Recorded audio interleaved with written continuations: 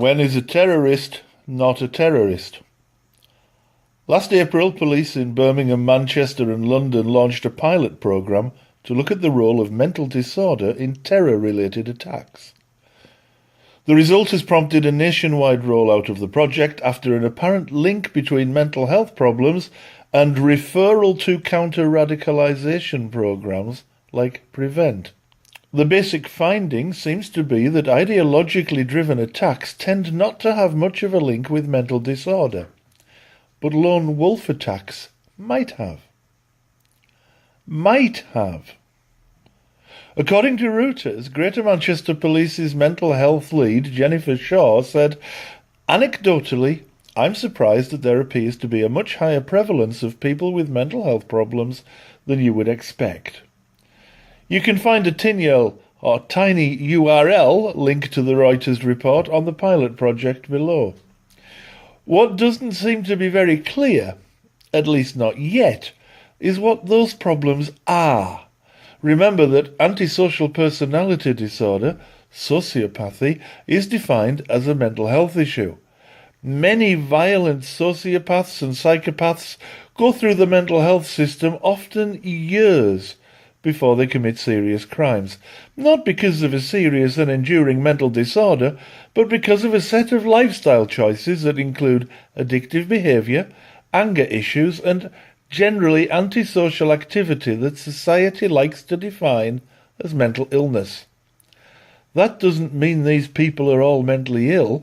It means that society loves to assume illness when people refuse to behave themselves like decent human beings.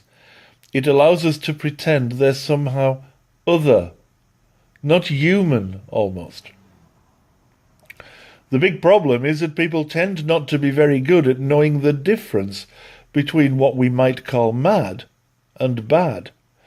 Even a brief brush with mental health services is enough for the public to assume equivalence between violent criminals and people with serious mental disorders. I don't know how the specific diagnoses involved in this pilot study break down. The results haven't been published in any detail. I'd love to have that information so I could be precise.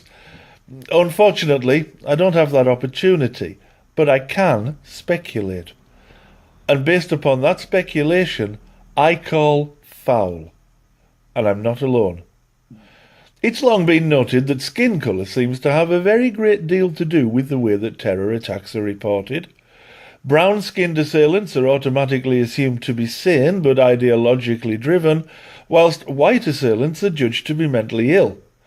Neo-Nazi killers like Tommy Mayer, the white supremacist and nationalist who killed Joe Cox MP, for political reasons, was described at the time as mentally ill. It's true that he had some sort of contact with local mental health services, but it's not clear what that contact related to. Anders Breivik, the Scandinavian mass murderer who murdered children because of their political affiliation, found himself in the bizarre position of having to argue against his own lawyers who wanted him to enter an insanity plea. His huge far-right manifesto, together with the long-term planning and controlled secrecy, should be enough to demonstrate that this was a man who was far from out of control. If he had mental health issues, they were presumably sociopathic, rather than a treatable disorder like psychosis. Of course, people filled with hatred are likely to have mental health problems, but it's not necessarily the mental health issue that created the hate. There are good psychological reasons to make the exact opposite point. Hatred and prejudice are burdens too great to bear, causing anxiety and paranoia. People work harder and harder to justify their prejudicial opinions, be they based upon race, religion, nationality, or anything else, and that damages their mental health. Maybe we shouldn't look to mental illness as the cause of terrorism so much as we should look to hate groups as causes of both terrorism and mental ill health. Correlation is not causation.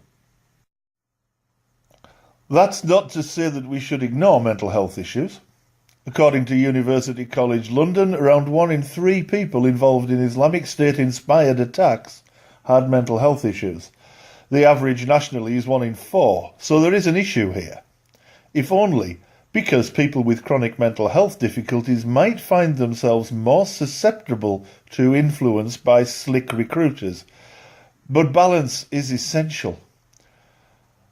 I look forward to assessing the information in greater detail, assuming it's published. In the meantime, here are a few things to bear in mind.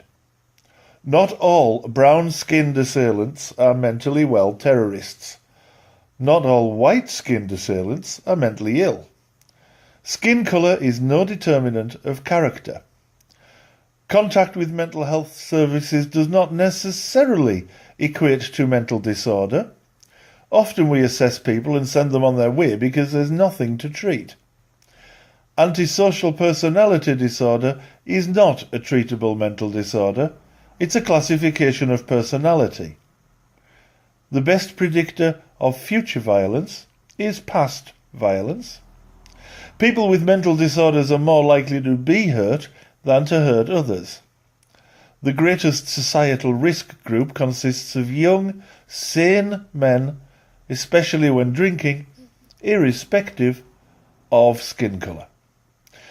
Now let's not stigmatise people with mental health problems just because we're uncomfortable with the fact that terrorists come in a variety of colours. I'll leave the last word to Jennifer Shaw herself. We have had cases where people have had ideologies. They've also had a mental health problem, and they're not linked at all. The last thing we need is all these bombers are nutters. We don't want that going on.